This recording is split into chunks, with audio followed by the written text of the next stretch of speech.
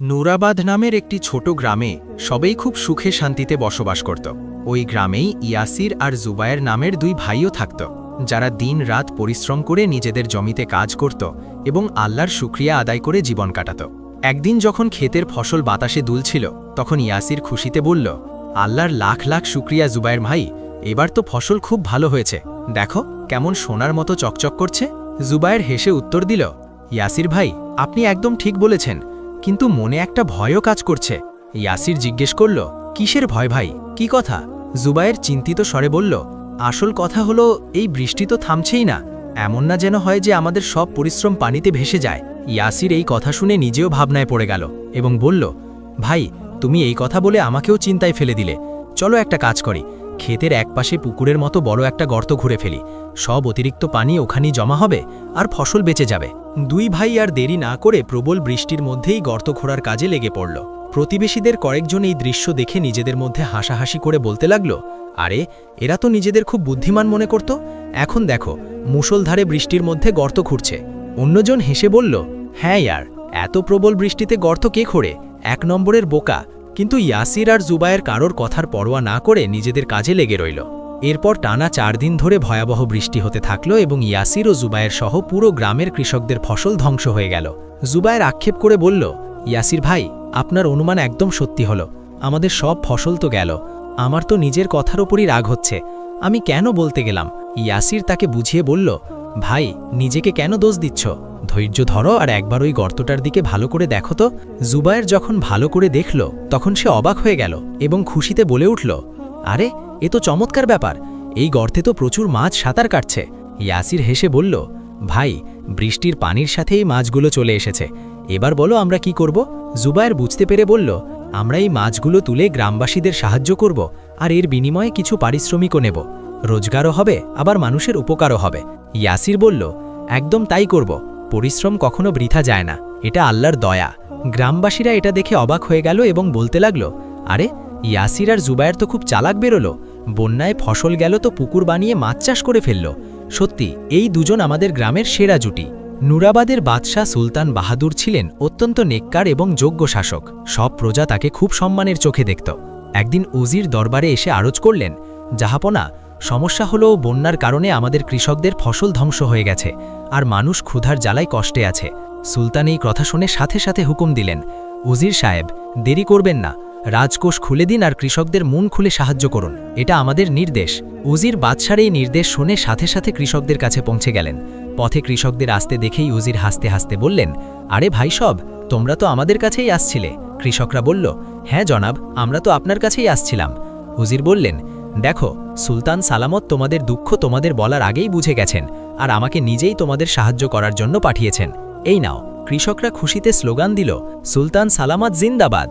ইয়াসির জুবায়েরকে বলল, ভাই, একটা কথা তো মানতেই হবে, আমাদের সুলতান খুব দয়ালু আর নেক মানুষ। জুবায়ের মন থেকে বলল, হ্যাঁ ভাই, আমরা তাকে আমাদের আদর্শ মনে করি, আল্লাহ তাকে ভালো রাখুন। এদিকে প্রাসাদে উজির একা একা অন্য কিছুই ভাবতে শুরু করেছিলেন। একদিন এক ভণ্ড ফকির প্রাসাদের দরজায় এলো এবং জোরে জোরে বলতে লাগল, সোনার ওপর সোনা পাবে, আমার দোয়া নাও। সুলতান বললেন, তুমি কে বাবা? উজির সিপাহীদের নির্দেশ দিলেন, এই বেয়াদবটাকে এখান থেকে বের করে দাও। ফকির চিৎকার করে বলল, যদি কেউ আমার গায়ে হাত দেয় তবে আমি তার গায়ে বিচ্ছু লেলিয়ে দেব। এই কথা শুনে সিপাহীরা ভয়ে পিছিয়ে গেল।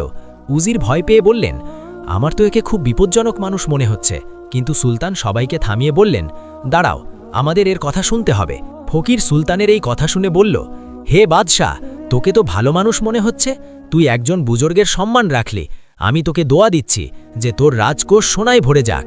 কিছুক্ষণ পরই উজির হাঁপাতে হাঁপাতে দৌড়ে এলেন এবং বললেন, জাহাপনা জাহাপনা, চমৎকার হয়ে গেছে, জলদি চলুন। সুলতান ঘাবড়ে গিয়ে জিজ্ঞেস করলেন, কি ব্যাপার, এত তাড়াহুড়ো কেন? উজির বললেন, ব্যাস আসুন জাহাপনা, আপনি নিজেই দেখুন। উজির রাজকোষের দরজা খুললেন এবং সামনে সরকারি সিন্দুক সোনায় ভরা ছিল। সুলতানের চোখ বিস্ময়ে বড় বড় হয়ে গেল। উজির এগিয়ে এসে বললেন, জাহাপনা, এই চমৎকার দেখে আমি তো হতবাক হয়ে গেছি, তাকে দোয়া দিন, আপনিই আমাদের সবকিছু। ফকির বলল, বাবা, এই নাও তাবারুক, পবিত্র খাবার, খাও। উজির বললেন, বাবা, এখন আপনি যা বলবেন আমি তাই করব, আদেশ করুন। পরের বছর আবার বন্যা এলো। জুবায়ের চিন্তিত হয়ে বলল, ইয়াসির ভাই, এবারও আমাদের ফসল ধ্বংস হয়ে গেল। ইয়াসির সাহস দিয়ে বলল, ভাই, পরিশ্রম কখনো বৃথা যায় না, এটা আল্লাহর দয়া। আমাদের কাছে তো পুকুর আছেই, এবারও মাছ চাষ করে নি। জুবায়ের খুশিতে বলল, সত্যি ভাই, আপনি একদম ঠিক বলেছেন, চলো। কিন্তু ঠিক সেই সময়ে সিপাহীরা গ্রামে চলে এলো এবং কড়া গলায় বলতে লাগল, শোনো, সুলতান সালামতের পরিষ্কার নির্দেশ আছে যে তোমাদের সবার কাছে যা কিছু রেশন পানি বেঁচে আছে তা সব চুপচাপ আমাদের হাতে তুলে দাও। কৃষকরা আতঙ্কিত হয়ে বলল, আরে হুজুর, আপনারা এসব কি বলছেন? আমরা যদি আমাদের রেশন দিয়ে দিই তবে আমরা নিজেরা কি খাবো? সিপাহীরা নির্দয়ভাবে বলল, দূরে সরো। সিপাহীরা, সবার ঘর থেকে যা পাও লুটে নাও, যাও। কৃষকরা চিৎকার করে বলল, উজির সাহেব, আপনি এসব কি করছেন? উজির ঠান্ডা গলায় বললেন, আমরা তো সুলতান সালামতের নির্দেশ পালন করছি, আর যে কেউ নির্দেশের অবাধ্য হবে এই সিপাহীরা তার মাথা কেটে ফেলবে, বুঝেছ? উজিরের এই কঠোর কথা শুনে সব গ্রামবাসী ভয়ে কেঁপে উঠল। সিপাহীরা সবার ঘর থেকে জিনিসপত্র লুট করতে থাকল এবং ইয়াসির আর জুবাইরের মাছও তুলে নিয়ে গেল। গ্রামের এক বয়স্ক লোক দীর্ঘশ্বাস ফেলে বললেন, আরে, এ কেমন জুলুম, আমার তো বিশ্বাসই হচ্ছে না। আরেকজন বলল, হ্যাঁ, এটা তো চুরি, তার উপর আবার দাদাগিরিও। তৃতীয় একজন বলল, এখন মনে হচ্ছে ইয়াসির আর জুবাইরই কিছু একটা করতে পারবে। গ্রামবাসীরা কাঁদতে কাঁদতে দুই ভাইয়ের কাছে এলো এবং বলল, হে ইয়াসির, হে জুবায়ের, কিছু একটা করো, দেখছো তো আমাদের গ্রামের সাথে কি হচ্ছে? ইয়াসির তাদের শান্ত করে বলল, ব্যাস ব্যাস, কিন্তু না, আমরা এখনই রাজধানীতে যাচ্ছি এবং দেখছি যে আসলে ব্যাপারটা কি, কারণ আমার বিশ্বাস হয় না যে সুলতান সালামত এমন সিদ্ধান্ত নিতে পারেন। জুবায়ের বলল, একদম ঠিক বলছো ভাই, আমারও মনে হচ্ছে কোনো একটা গণ্ডগোল নিশ্চয়ই আছে, চলো। দুই ভাই নিজেদের পোটলা নিয়ে রাজধানীর দিকে রওনা হলো। অনেক দূর হাঁটার পর জুবায়ের বলল, ইয়াসির ভাই, আমাদের খাবার জিনিসপত্র তো শেষ হয়ে আসছে, ব্যাস একটুখানি আটা বেঁচে আছে। ইয়াসির বলল, কি বলবো ভাই, ক্ষুধাও তো আমারও পাচ্ছে, কিন্তু গ্রামের মানুষের জন্য আমাদের এগিয়ে যেতেই হবে। জঙ্গলের এই জনশূন্য রাস্তায় এক বয়স্ক মহিলা বসেছিলেন। ইয়াসির কাছে গিয়ে জিজ্ঞেস করল, আম্মাজান, আপনি এই বিরান জঙ্গলে একা কি করছেন? বয়স্ক মহিলা দুর্বল স্বরে বললেন, বাবা, আমি দুদিন ধরে কিছু খাইনি। ইয়াসির সাথে সাথে বলল, আম্মাজান, চলুন, আমরা আপনাকে খাবার খাওয়াচ্ছি, আসুন। জুবায়েরও ভালোবেসে বলল, হ্যাঁ আম্মাজান, আমাদের কাছে বেশি তো নেই, তবে আপনার ক্ষুধা মেটানোর জন্য যথেষ্ট, আসুন। দুই ভাই তাদের বেঁচে থাকা খাবারটুকু ওই বয়স্ক মহিলাকে খাওয়ালো।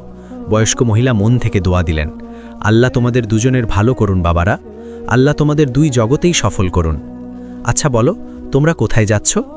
ইয়াসির বলল, আম্মাজান, এখন আমরা রাজধানীর দিকে যাচ্ছি। বয়স্ক মহিলা চিন্তিত স্বরে বললেন, বাবা, সেখানে তো খুব গভীর বিপদ ঘনিয়ে আছে, আমার কথা মানো তো সেখানে যাওয়ার কথা বাদ দাও। ইয়াসির আদবের সাথে বলল, আম্মাজান, আমাদের সেখানে যাওয়া খুব জরুরি, আমরা সুলতান সালামতের সাথে দেখা করতে চাই। বয়স্ক মহিলা বললেন, বাবা, তোমাদের সুলতান এখন বদলে গেছেন। জুবায়ের উত্তর দিল, আম্মাজান, এটাই তো আমরা জানতে চাই।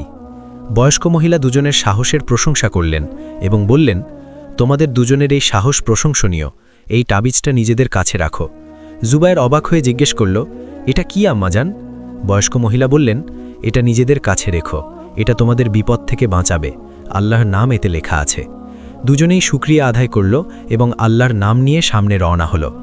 যখন দুজনে রাজধানীর দরজার কাছাকাছি পৌঁছল তখন পাহারাদার সিপাহীরা তাদের আটকে দিল এবং একজন সিপাহী রেগে গিয়ে বলল, দাঁড়াও, কোথায় যাচ্ছ? দেখতে তো গরিব মনে হচ্ছে, এখানে কি কাজ? ইয়াসির গম্ভীরভাবে বলল, ভাই, আমরা সুলতান সালামতের সাথে দেখা করতে চাই। সিপাহী উপহাস করে বলল, কিসের জন্য? ইয়াসির বলল, সুলতান সালামত আমাদের গ্রামের সব মানুষের শস্য কেড়ে নিয়েছেন, আমাদের তার কারণ জানতে হবে। সিপাহী রেগে গিয়ে বলল, বড় এসেছে কারণ জানতে, এখান থেকে চলে যাও, না হলে জ্যান্ত ফিরতে পারবে না। জুবায়ের আস্তে করে ইয়াসিরকে বলল, ভাই, এরা তো আমাদের সুলতানের সাথে দেখাই করতে দেবে না। ইয়াসির ভাবতে ভাবতে বলল, হ্যাঁ, এই কথাও সত্যি, কিন্তু ভাই, আমরা যদি ওনার সাথে দেখা না করি তবে আমাদের গ্রামের সব মানুষ না খেয়ে মারা যাবে। এখন একটাই পথ খোলা আছে, আল্লাহর নাম নাও আর চলো প্রাসাদের ভেতরে ঢুকে পড়ি। আমার বিশ্বাস সুলতান সালামত আমাদের কথা অবশ্যই শুনবেন, এসো। যে কোনোভাবে দুই ভাই প্রাসাদের ভেতরে পৌঁছে গেল এবং সেখানে সুলতান বাহাদুরকে দেখে আদবের সাথে মাথা নিচু করে দাঁড়ালো। জুবায়ের আর্জ করল, জাহাপনা, দয়া করুন, উজির আর সিপাহীরা আমাদের সব শস্যভাণ্ডার লুটে নিয়েছে। ইয়াসির বলল, জাহাপনা, আমাদের বিচার দিন, আমাদের গ্রামের সাথে বিচার করুন। কিন্তু সুলতান বাহাদুর অন্য কোনো চিন্তায় ডুবেছিলেন এবং বিড়বিড় করছিলেন, সোনা, আমাকে আমার সোনা বাঁচাতে হবে, সোনাই সব কিছু, সোনা। জুবায়ের ধীরে করে ইয়াসিরের কানে বলল, ভাই, সুলতান সালামত তো আমাদের কথাই কানই দিচ্ছেন না। ইয়াসির বলল, হ্যাঁ, ইনি তো একেবারে ঘোরের মধ্যে আছেন বলে মনে হচ্ছে ওনার ওপর কোনো বিপদ এসেছে। ততক্ষণে উজির ভেতরে এলেন এবং তাদের দুজনকেই দেখেই চিৎকার করে উঠলেন, এরা কারা? ধরো এদের। উজির এগিয়ে এসে বললেন, সিপাহীদের কেন কষ্ট দেব, এদের সামলানোর জন্য আমিই যথেষ্ট। ইয়াসির অবাক হয়ে জিজ্ঞেস করল, কিন্তু এখানে হচ্ছেটা কি? সুলতান সালামতের কি হয়েছে? উজির এক শীতল হাসি দিয়ে বললেন, মরার আগে এই ইচ্ছেটাও পূরণ করে দিই। বাছারা, তোমাদের সুলতানকে আমি, অর্থাৎ আমিল হারুন, আমার কালো জাদু দিয়ে আমার হাতের মুঠোয় করে নিয়েছি। তোমাদের সুলতান এখন আমাদের নিয়ন্ত্রণে আছে এবং আর কখনো ঠিক হবে না। আর এই সাম্রাজ্যের আসল শাসক এখন কে? আমি। জুবায়ের হুঙ্কার দিয়ে বলল, আমিল, তুমি এই জুলুম বন্ধ করো। আমিল অট্টহাসি দিয়ে বলল, হা হা হা হা হা, এখন আমি তোমাদের দুজনকেই ফাঁসির সাজা দেব। সিপাহীরা দুই ভাইকে শিকল দিয়ে বেঁধে ফেলল। জুবায়ের অসহায় হয়ে বলল, ইয়াসির ভাই, আমরা তো আবার ধরা পড়ে গেলাম, আমরা তো শিকলে বন্দী। ইয়াসির ভারী হৃদয়ে বলল, হ্যাঁ ভাই, মনে হচ্ছে আমাদের সফর এখানেই শেষ হতে চলেছে, কিন্তু আল্লাহর উপর ভরসা রাখো। যেই আমিল হারুন তাদের ফাঁসিতে ঝোলাতে যাচ্ছিল, হঠাৎ ওই বয়স্ক মহিলার দেওয়া তাবিজটা জ্বলে উঠল এবং আমিল হারুন আর উজিরের চোখ ধাঁধিয়ে গেল এবং দুজনেই কিছুক্ষণের জন্য অসহায় হয়ে পড়ল। ইয়াসির সাথে সাথে সতর্ক হয়ে বলল, জুবায়ের মাই, এটাই সুযোগ, জলদি করে প্রাসাদ থেকে বের হতে হবে, জলদি চলো। আমিল হারুন হুশ ফিরে পেয়ে চিৎকার করে উঠল, এরা দুজন আমার বাঁধন থেকে কিভাবে মুক্ত হলো? উজির, খোঁজো এদের, আমার পরিকল্পনা এরা দুজন যেন পানি ঢেলে না দেয়, জলদি করো, খোঁজো। উজির বললেন, দাঁড়ান, আমি সিপাহী পাঠাচ্ছি। ইয়াসির দৌড়াতে দৌড়াতে জুবায়েরকে ডাকল, পালাও জুবায়ের, পালাও, না হলে এরা ধরে ফাঁসিতে চড়িয়ে দেবে, জলদি করো। জুবায়ের হাঁপাতে হাঁপাতে বলল, দৌড়াচ্ছি ভাই, আমার মরার ইচ্ছে নেই, যতক্ষণ শ্বাস আছে দৌড়াও। দুজনেই কোনো মতে জঙ্গলে পৌঁছে গেল। জঙ্গলে পৌঁছে জুবায়ের হাঁপাতে হাঁপাতে বলল, আরে ভাই, আমার তো বুক ব্যথায় ফেটে যাচ্ছে, এমন দৌড় আমি জীবনেও দিইনি। ইয়াসির বলল, নিজের ব্যাপারে কি ভাবছো? একটু সুলতানের ব্যাপারে ভাবো, উনি তো আমাদের চেয়েও বড় বিপদে আছেন।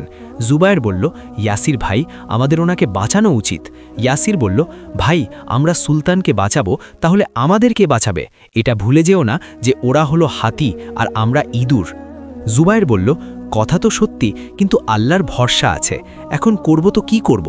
ততক্ষণে সেই বয়স্ক মহিলার সামনে এসে হাজির হলেন। ইয়াসির অবাক হয়ে বলল, আম্মাজান, আপনি এখানে কিভাবে? বয়স্ক মহিলা নরম স্বরে বললেন, ঘাবড়িও না বাবারা, আমি একজন নেককার বয়স্ক মানুষ, যার দোয়া আল্লাহ কবুল করেন। আমি তোমাদের দয়া আর সাহসের পরীক্ষা নিয়েছিলাম, যাতে তোমরা সফল হয়েছ।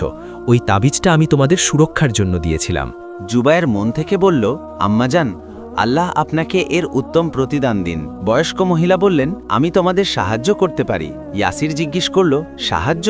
সেটা কিভাবে? বয়স্ক মহিলা বললেন, যদি তোমরা সুলতানের প্রাণ বাঁচাতে চাও তবে শোনো। জুবায়ের সাথে সাথে বলল, না না আম্মাজান, আমরা ওই প্রাসাদে আর কখনো যাব না, অনেক কষ্টে বেঁচে পালিয়ে এসেছি। ইয়াসির জুবায়েরকে থামিয়ে দিয়ে বলল, দাঁড়াও জুবায়ের ভাই, আমাদের কিছু তো করতেই হবে, না হলে আমাদের গ্রামে যেভাবে বৃষ্টি ফসল ধ্বংস করেছে, ঠিক সেভাবেই এই জুলুম সবার প্রাণ কেড়ে নেবে। জুবায়ের চিন্তিত হয়ে বলল, কিন্তু ইয়াসির ভাই, আমরা এই ক্ষমতাবান লোকেদের কি ক্ষতি করতে পারবো? এটা তো হাতিয়ার ইঁদুরের লড়াইয়ের মতো ব্যাপার হয়ে গেল। বয়স্ক মহিলা বললেন, আমি তোমাদের বলে দিচ্ছি, তোমাদের আমিল হারুনের ওই সোনা উন্মোচন করতে হবে, যা সে জাদু দিয়ে বানিয়েছে। ইয়াসির লাফিয়ে উঠে বলল, কি? আর সেটাও আমরা? আম্মাজান, এটা তো সরাসরি তলোয়ারের নিচে নিজের ঘাড় রাখার মতো ব্যাপার হয়ে গেল। বয়স্ক মহিলা বুঝিয়ে বললেন, আমি তোমাদের দুজনকে একটা রহস্যের কথা বলছি। যদি তোমরা কোনো পাথর নিজেদের মাথায় রেখে এই মন্ত্রটা পড়ো, তবে তোমরা যে রূপ ধারণ করতে চাইবে তা করতে পারবে। পড়ো এই মন্ত্রটা, রূপ বদলাও খটখট। ইয়াসির বলল, আম্মাজান, একটু বুঝিয়ে বলুন। বয়স্ক মহিলা বললেন, চলো পরীক্ষা করে দেখো। জুবায়ের ইয়াসিরকে বলল, চল ভাই, একটা পাথর তো তোল। ইয়াসির পাথর তুলল এবং বলল, রূপ বদলাও খটখট। এক মুহূর্তে ইয়াসিরের রূপ বদলে গেল। জুবায়ের অবাক হয়ে বলল, আরে বাহ ইয়াসির, এটা তো চমৎকার হয়ে গেল, সুবহানাল্লাহ। জুবায়েরও পাথর তুলল এবং বলল, রূপ বদলাও খটখট, এবং তার রূপও বদলে গেল। দুজনেই একসাথে বলল, আল্লাহর শুকরিয়া, এটা তো সত্যিই চমৎকার। বয়স্ক মহিলা শেষে বললেন, বাছারা, এই তাবিজ যা আমি তোমাদের দিয়েছি, এটা যদি সুলতানের গলায় পরিয়ে দাও, তবে তার উপর করা কালো জাদু শেষ হয়ে যাবে। দুজনেই বলল, জি আম্মাজান, আল্লাহ চাইলে এমনটাই করব। ইয়াসির জুবায়েরকে বলল, ভাই আমাদের আমিলের চাল ব্যর্থ করতেই হবে। জুবায়ের বলল, কিন্তু ওখানে অনেক বিপদও তো থাকবে। ইয়াসির বলল, এখন আমাদের কাছে এই রহস্যের শক্তিও আছে, আগে আমাদের দূর থেকে পরিস্থিতি পর্যবেক্ষণ করতে হবে। চলো সিপাহীর রূপ ধরি। রূপ বদলাও খটখট। দুজনেই সিপাহীর রূপে প্রাসাদের কাছাকাছি পৌঁছে গেল। ইয়াসির খুশি হয়ে আস্তে করে বলল, জুবায়ের ভাই, আমরা তো সত্যিই প্রাসাদে ঢুকে পড়েছি, আল্লাহর শুকরিয়া। জুবায়ের বলল, আস্তে বলি ইয়াসির, সাবধানে, এখন আমাদের আসল কথাটা জানতে হবে। ইয়াসির বলল, কিন্তু ভাই, ভেতর থেকে বুক ধরফর করছে, খুব ভয় লাগছে। জুবায়ের বলল, এমন কাজ করি, কিছুক্ষণ এখানে দাঁড়িয়ে থাকি আর পাহারা দেওয়ার ভান করি, তারপর আমাদের আলাদা হয়ে কাজ করতে হবে, তুই সামনে যা। এদিকে আমিল হারুন আর উজিরের মধ্যে প্রাসাদে নিজেদের চাল চলছিল। উজির আমিলকে বললেন, আমার ভয় হচ্ছে ওই দুজন যারা এখান থেকে পালিয়েছে তারা সবাইকে সুলতানের ব্যাপারে বলে দেয় কিনা জানি। আমিল হেসে বললেন, তুমি অযথাই চিন্তিত হচ্ছ, ওরা সামান্য মানুষ, ওদের কথায় কেউ বিশ্বাস করবে না। যা করার ছিল তা তো করেই দিয়েছি, এখন দেরি করছো কেন? সুলতানকে সরিয়ে দাও আর সিংহাসনে বসে পড়ো। আমিল হারুন বললেন, নিজের জিভ সামলে রাখো, পরিকল্পনা তখনই সফল হয় যখন তা চুপচাপ বাস্তবায়ন করা হয়। সিন্দুকের দিকে নজর রেখো, যদি আমার জাদু ব্যর্থ হয় তবে সব গোপন কথা ফাঁস হয়ে যাবে। আমিল হারুন বললেন, আমার জাদু কখনো ভাঙেনি, আর কেউ ভাঙতেও পারবে না। ইয়াসির সোজা জুবায়েরের কাছে গেল এবং বলল, জুবায়ের ভাই, আমি সিন্দুকের ঘরটা পেয়ে গেছি, আর দেখো আমি একটু সোনা আমার পকেটে রেখেছিলাম। জুবায়ের দেখে বলল, ইয়াসির, এটা তো পাথর, এটা কিভাবে হলো? ইয়াসির অবাক হয়ে বলল, ভাই, যখন আমি তুলেছিলাম তখন এটা সোনাই ছিল, জানি না পাথর কোথা থেকে এলো। জুবায়ের ভাবতে ভাবতে বলল, দাঁড়াও ভাই, আমি এখন একটু একটু বুঝতে পারছি। কি মানে? জুবায়ের বলল, যেমন আমরা এই রহস্যের সাহায্যে আমাদের রূপ বদলেছি, ঠিক সেভাবেই এই আমিল ও জাদুর সাহায্যে পাথরকে সোনায় বদলেছে। ইয়াসির বলল, বাহ ভাই, একদম ঠিক ধরেছ, আমারও এখন এটাই মনে হচ্ছে। জুবায়ের বলল, এখন যাই হোক, আমাদের সুলতানকে আমিলের হাত থেকে মুক্ত করতে হবে, আর ঘটনাক্রমে উজির আমাকে আমিলকে পাহারা দেওয়ার কথা বলেছেন, আর এই দুজনের মধ্যে কিছু গণ্ডগোলও চলছে, তো ব্যাস এই গণ্ডগোলটাকেই আমরা আমাদের কাজে লাগাবো। আল্লাহর ভরসা আছে, চলো। সেই সময় প্রবল বৃষ্টি শুরু হয়ে গেল এবং কয়েকজন শ্রমিক প্রচুর কাঠের বোঝা নিয়ে ভেতরের দিকে দৌড়ে এলো এবং জিজ্ঞেস করতে লাগলো, হুজুর, এই সব জিনিস কোথায় রাখব? জুবাইরের মাথায় সাথে সাথে একটা বুদ্ধি এলো এবং সে বলল, সব জিনিস সিন্দুকের কাছে রেখে দাও। দুই ভাই সব জিনিস নিয়ে গিয়ে রাজ্যের সিন্দুকের কাছে রেখে দিল। এরপর দুজনেই আমিল হারুনের কাছে গেল। আমিল বিরক্ত হয়ে বললেন, আরে কোথায় গায়েব ছিলে তোমরা দুজন? অনেকক্ষণ ধরে অপেক্ষা করছিলাম। ইয়াসির বাহানা বানিয়ে বলল, খেতে একটু দেরি হয়ে গিয়েছিল। আমিল বললেন, আমরা তো তোমাদের খাবার ব্যবস্থা এখানেই করে দিয়েছিলাম। এতটুকু বলতেই আমিল তার কালো মন্ত্র পড়লেন এবং দুই ভাই তাদের আসল রূপে চলে এলো। আমিল অট্টহাসি দিয়ে বললেন, তোমরা দুজন কি ভেবেছিলে যে তোমরা একজন বড় জাদুকরের হাত থেকে বেঁচে যাবে? জুবায়ের ঘাবড়ে গিয়ে বলল, ইয়াসির ভাই, আমরা তো আবার ধরা পড়ে গেলাম। আমিল বললেন, এরা দুজন আমাকে অনেক বিরক্ত করেছে, এখন এরা আর জ্যান্ত বাঁচবে না, এদের সুলতানের কাছে নিয়ে চলো। সুলতান বাহাদুর তার ঘোরের মধ্যে বিড়বিড় করে বলছিলেন, সোনা, আমার সোনা সামলাও, সোনা, আমার সোনা সামলাও। উজির সুলতানকে বললেন, জাহাপনা, এই লোকেরা আপনার সিন্ধুকে চুরি করার চেষ্টা করেছে। সুলতান চোখ বড় বড় করে বললেন, কি বললে? আমার সোনা চুরি করার সাহস করেছে? আমি এদের জ্যান্ত ছাড়ব না। সেই সময় ঘরে ধোঁয়া উঠতে লাগলো। সুলতান ঘাবড়ে গিয়ে বললেন, এটা কেমন ধোঁয়া? তারপর আওয়াজ এলো, জাহাপনা, সিন্ধুকে আগুন লেগে গেছে। সুলতান চিৎকার করে উঠলেন, কেউ নেভাও, আমার সোনা গলে যাবে, কেউ আগুন নেভাও। ইয়াসির জুবাইরের কানে বলল, ওই কাঠগুলো যা আমি সিন্দুকের কাছে রেখেছিলাম সেগুলোতে আমি একটু আগুন ধরিয়ে দিয়েছিলাম। জুবাইর, সুলতানের পেছনে ছোট, চলো। সুলতান আগুন নেভানোর জন্য আর্তনাদ করতে করতে দৌড়ালেন এবং দুই ভাই তার পেছনে দৌড়ালো। আমিল চিৎকার করে উঠলেন, এরা দুজন যেন পালাতে না পারে, ধরো এদের। আমিল তার মন্ত্র পড়লেন এবং দুই ভাইয়ের পা মাটিতে গেঁথে গেল। ইয়াসির চিন্তিত হয়ে বলল, জুবাইর ভাই, আমার পা তো এগোচ্ছেই না।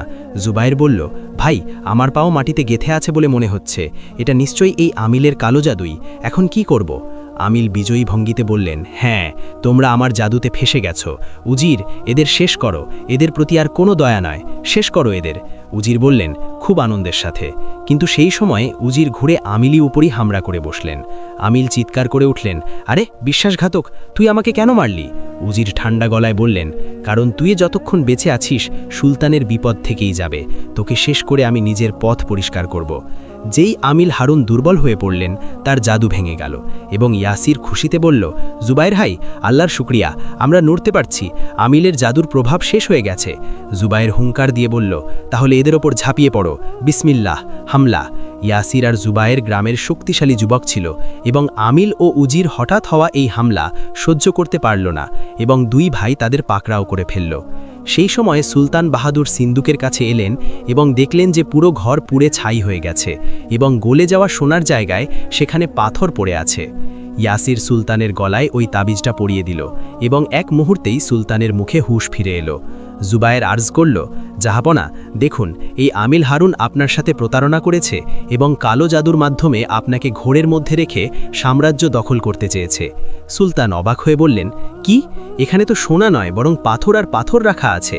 ইয়াসির বলল, হ্যাঁ জাহাপনা, এই আমিল হারুন আর উজির আপনাকে ধোঁকা দিয়ে সাম্রাজ্য নিজেদের দখলে নিতে চেয়েছিল। সুলতান রাগে উজিরের দিকে তাকালেন এবং বললেন, হে আমার বিশ্বস্ত বলে মনে করা উজির, তুমি আমাদের সাথে কেন প্রতারণা করলে? উজির মাথা নিচু করে বললেন, জাহাপনা, আপনি আপনার সব সম্পদ গরিব ও অসহায় মানুষদের মাঝে বিলিয়ে দিতেন। এটা আমি সহ্য করতে পারিনি, তাই আমি আমিলের সাথে মিলে আপনাকে ধোঁকা দিয়েছি। সুলতান কঠোরভাবে বললেন, আরে বোকা উজির, আসল সম্পদ তো হলো জনগণ। জনগণের সম্পদ দিয়ে যদি জনগণের সাহায্য না করা হয়, তবে একজন বাদশাহ কি বাদশাহ কেহলানের যোগ্য?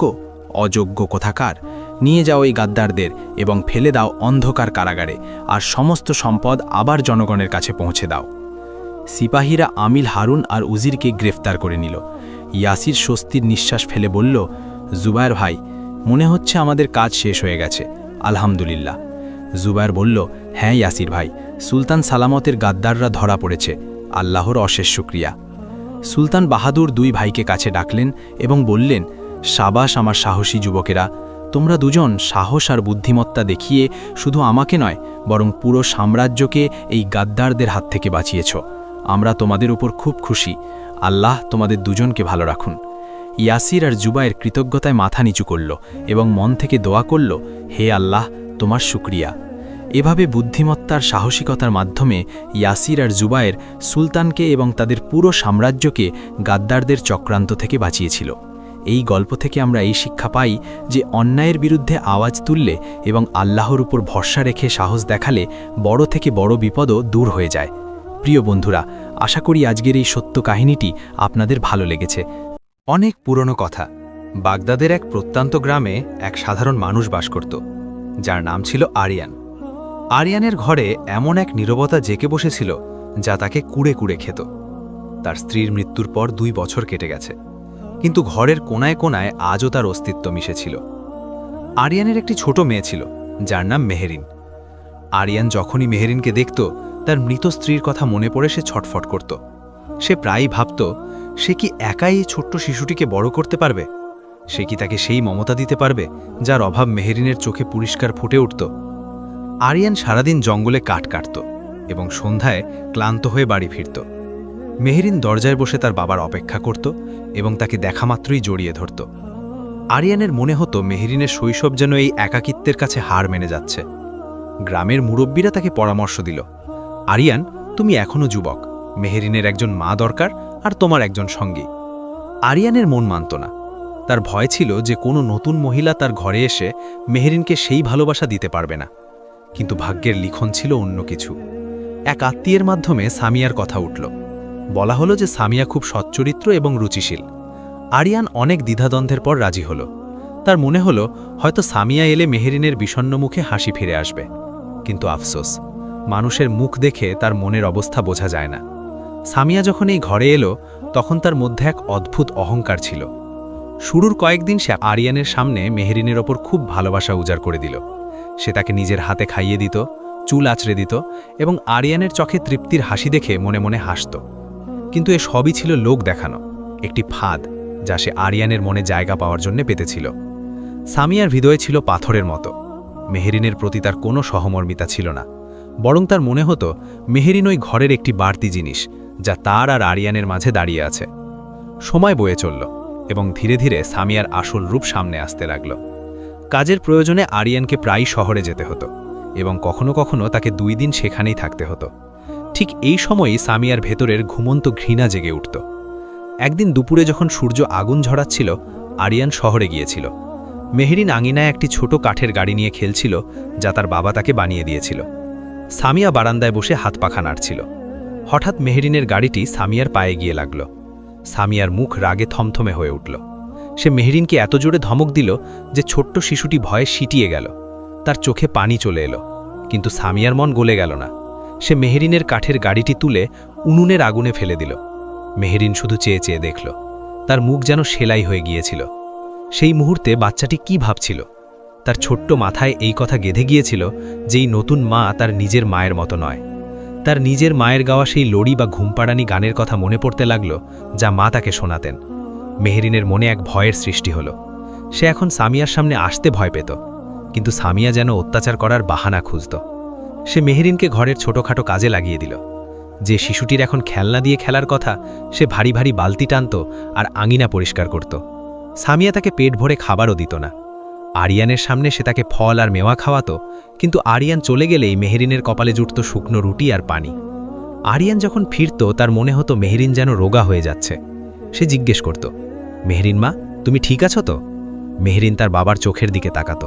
তার মনে হাজারো অভিযোগ থাকত, কিন্তু তখনই তার নজর পেছনে দাঁড়িয়ে থাকা সামিয়ার ওপর পড়ত, যার চোখ দিয়ে যেন আগুন ঝরছে। মেহরিন ভয়ে মাথা নিচু করে নিত এবং ধীরে ধীরে বলতো, হ্যাঁ আব্বু, আমি ঠিক আছি।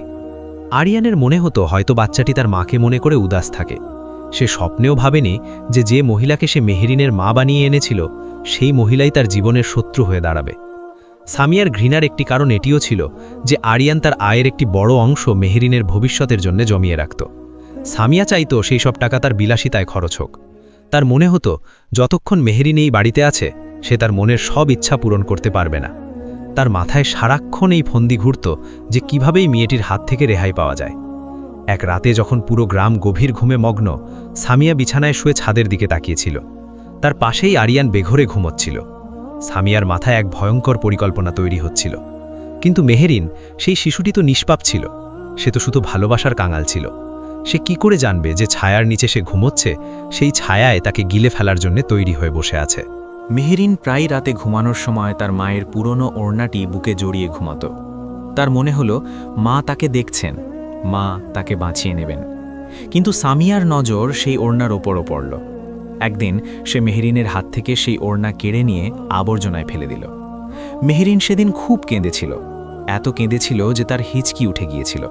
কিন্তু সামিয়া যেন তার কষ্টে তৃপ্তি পেত। আরিয়ানের মনে ধীরে ধীরে এক অদ্ভুত সন্দেহ জাগল। সে দেখল যে মেহরিন আদের মতো হাসি খুশি থাকে না, ঘরের এক কোণায় গুটিসুটি মেরে বসে থাকে। এক সন্ধ্যায় আরিয়ান যখন বাড়ি এলো, সে দেখল মেহরিনের হাতে একটি নীল দাগ। সে সামিয়াকে জিজ্ঞেস করল, সামিয়া, মেহরিনের হাতে এই চোট কি পায়ে লাগলো? সামিয়া তৎক্ষণাৎ নিজের সুর বদলে ফেলল এবং চোখে মিথ্যে পানি এনে বলল, আরে হারিয়ান, কি আর বলবো, এই বাচ্চাটা কথাই শোনে না। আজ খেলতে খেলতে সিঁড়ি থেকে পড়ে গিয়েছিল। আমার তো জান বেরিয়ে যাচ্ছিল। আমি সাথে সাথে ওর ক্ষতস্থানে মলম লাগিয়ে দিয়েছি। আরিয়ান তার কথায় বিশ্বাস করল।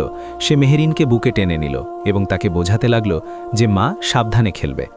মেহরিন তার বাবার বুকের ধরফড়ানি ছিল আর ভাবছিল যে ইস, সে যদি সব সত্যি বলতে পারত। কিন্তু সামিয়ার সেই ডরাবনী চোখ তাকে চুপ থাকতে বাধ্য করত। অত্যাচারের এই কাহিনী মাত্র শুরু হয়েছিল। সামিয়া এখন মেহরিনকে অন্ধকার ঘরে বন্ধ করতে শুরু করল। সে তাকে ভয় দেখাতো যে সে যদি আরিয়ানকে কিছু বলে তবে সে তাকে জঙ্গলে ফেলে আসবে, যেখানে নেকড়েরা তাকে খেয়ে ফেলবে। মেহরিনের ছোট্ট হৃদয় ভয়ে কেঁপে উঠত। সে সারা রাত জেগে থাকত। তার মনে হলো প্রতিটি শব্দই সামিয়ার যে তাকে মারতে আসছে। ওদিকে আরিয়ান নিজের খেয়ালে মগ্ন ছিল। তার মনে হচ্ছিল তার ঘর আবার আগের মতো গুছিয়ে গেছে, কিন্তু সে জানত না যে ঘরকে সে স্বর্গ ভাবছে তা মেহরিনের জন্য নরক হয়ে গেছে। একদিন আরিয়ানকে বড় কাজের জন্য শহর থেকে অনেক দূরে যেতে হলো। সে সামিয়াকে নির্দেশ দিয়ে গেল মেহরিনের খেয়াল রাখতে। সামিয়া হাসি মুখে তাকে বিদায় দিল। আরিয়ানের গরুর গাড়ি চোখের আড়াল হতেই সামিয়ার মুখের হাসি এক ভয়ানক হাসিতে পরিণত হলো। সে মেহরিনের দিকে তাকিয়ে বলল, আজ তোর বাপ নেই যে তোকে বাঁচাবে। আজ আমি তোকে এমন শিক্ষা দেব যা তুই সারা জীবন মনে রাখবি। মেহরিনের হাত পা ঠান্ডা হয়ে গেল। তার মনে হলো আজই তার জীবনের শেষ দিন। সামিয়া মেহরিনকে টেনে হিঁচড়ে আঙিনার সেই পুরনো কুয়োর দিকে নিয়ে যেতে লাগল, যা বহু বছর ধরে শুকনো পড়েছিল।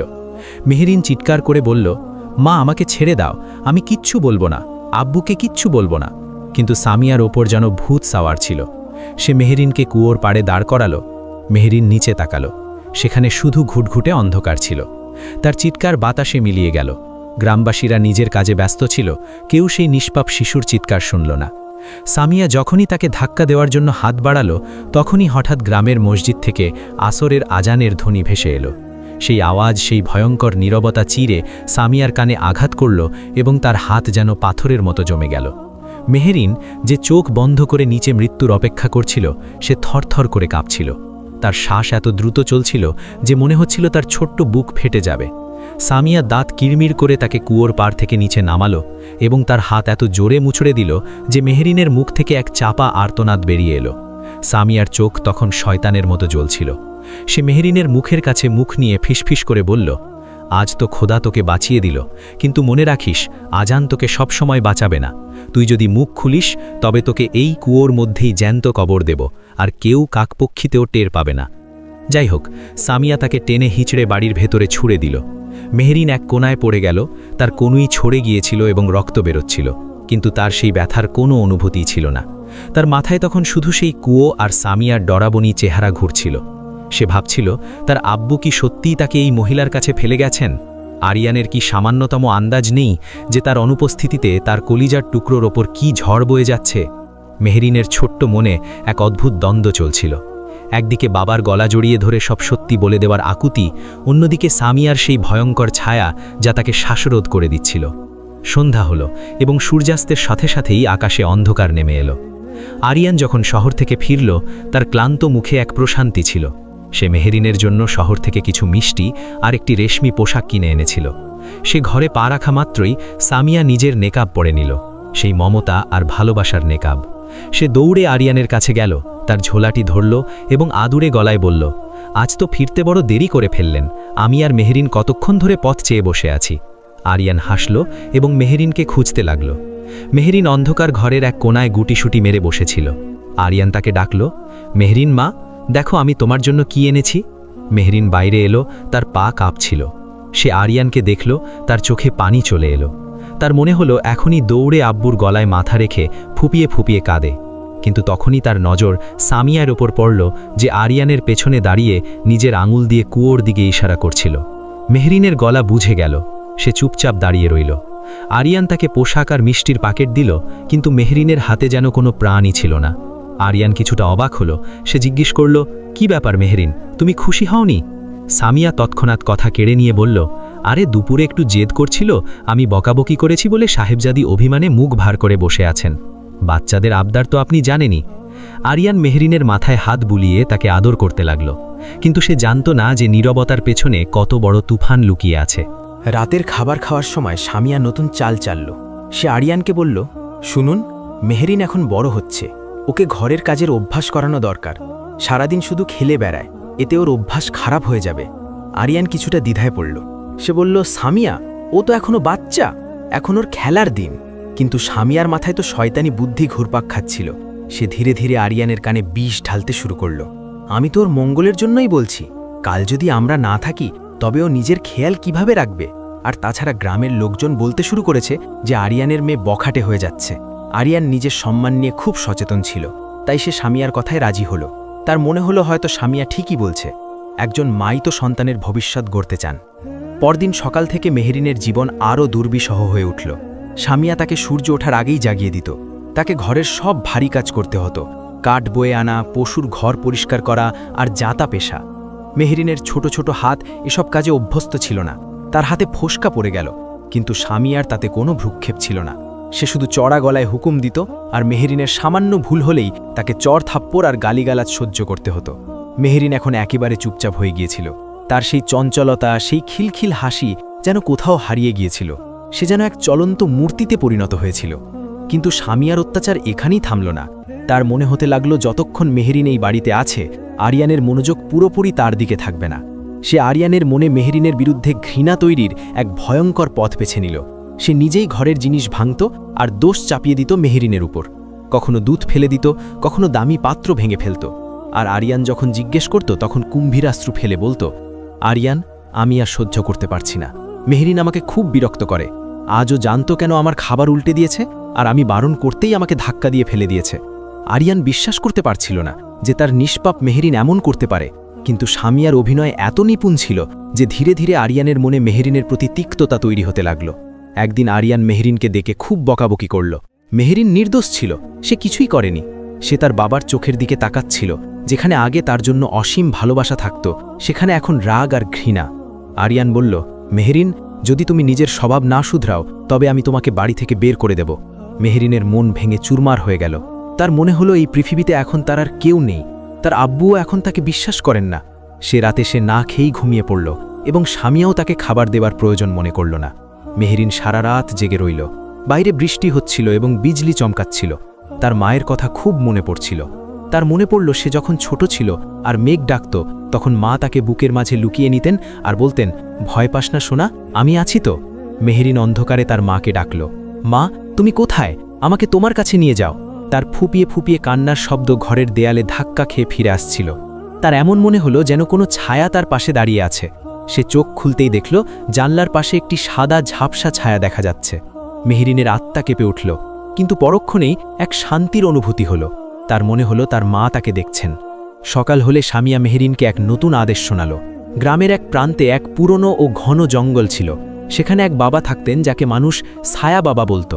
সামিয়া মেহরিনকে একটি পুটলি ধরিয়ে দিয়ে বলল, এই জিনিসগুলো বাবাকে দিয়ে আয়, আর খবরদার, অন্ধকার হওয়ার আগে যদি না ফিরিস তবে বাড়ির দরজা তোর জন্য বন্ধ থাকবে। মেহরিন ভয় পেয়ে গেল। ওই জঙ্গলটি ছিল খুব দুর্নামী। মানুষ বলতো সেখান থেকে কেউ ফিরে আসে না। কিন্তু সামিয়ার ভয়ে সে কিছুই বলতে পারল না। সে চুপচাপ জঙ্গলের দিকে রওনা হলো।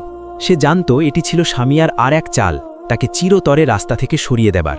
জঙ্গলে পা রাখতেই মেহরিনের এক অদ্ভুত শীতলতা আর নীরবতার অনুভূতি হল। গাছগুলো এত উঁচু ছিল যে সূর্যের আলো মাটি পর্যন্ত পৌঁছাতে পারছিল না। সব দিকে শুকনো পাতার মর্মর শব্দ। মেহরিন হাঁটতে হাঁটতে ক্লান্ত হয়ে গেল, কিন্তু বাবার কুড়েঘর কোথাও দেখতে পেল না। পথ হারানোর ভয় তাকে পেয়ে গেল। তখনই সে পেছন থেকে কারোর পায়ের শব্দ পেল। সে থামল, পেছনে ফিরে তাকালো, কিন্তু সেখানে কেউ ছিল না। তার বুক ধরভর করতে লাগল। সে জোরে হাঁটতে শুরু করল, কিন্তু তার মনে হলো কেউ তাকে অনুসরণ করছে।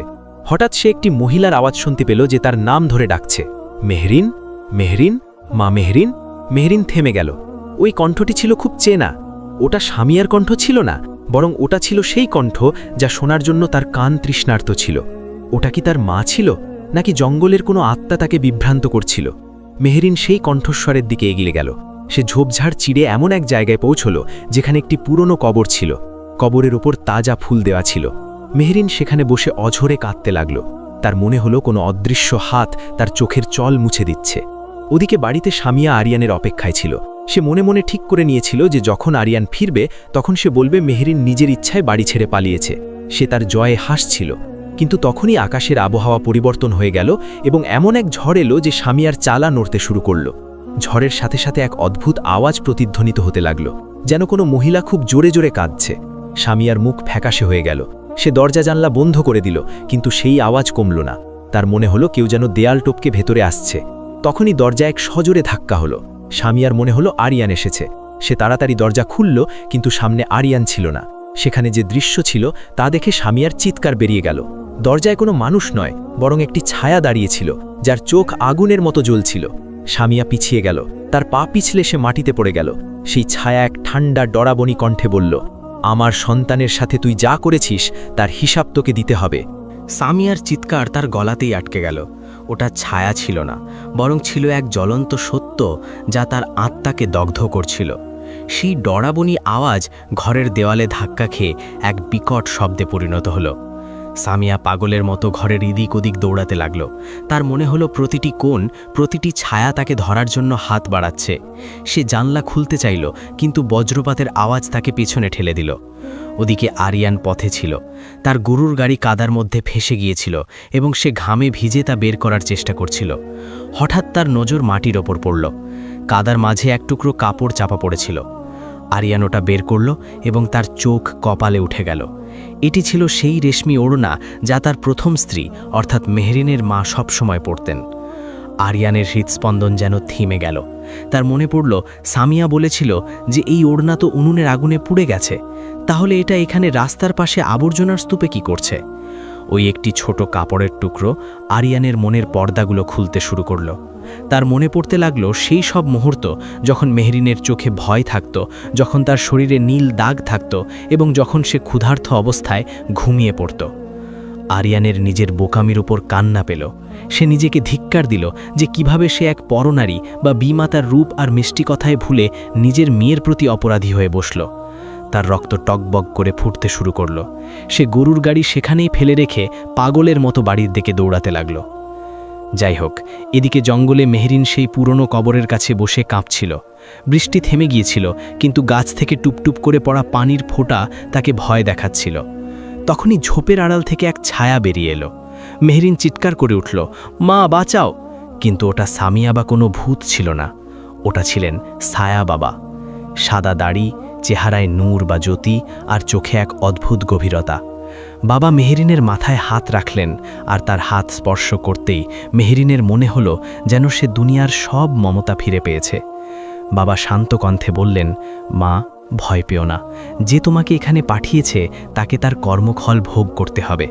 তুমি এই জঙ্গলের মুসাফির নও, তুমি তো ওই বাড়ির প্রদীপ যা নেভানোর চেষ্টা করা হয়েছিল।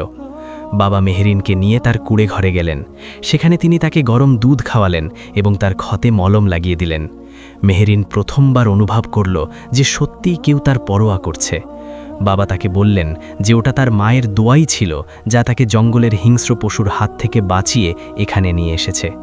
মেহরিন কাঁদতে কাঁদতে বাবাকে তার সব কাহিনী শোনাল, সামিয়ার অত্যাচার, কুয়োর ঘটনা আর সেই অভুক্ত রাতগুলোর কথা। বাবার চোখ ভিজে এলো। তিনি বললেন, সময় এসে গেছে মেহরিন, অন্ধকার কাটতে চলেছে। ওদিকে আরিয়ান যখন বাড়ি পৌঁছালো, বাড়ির দৃশ্য দেখে তার পায়ের তলা থেকে মাটি সরে গেল। দরজা খোলা ছিল এবং ভেতর থেকে সামিয়ার কান্না ও চিৎকারের আওয়াজ আসছিল।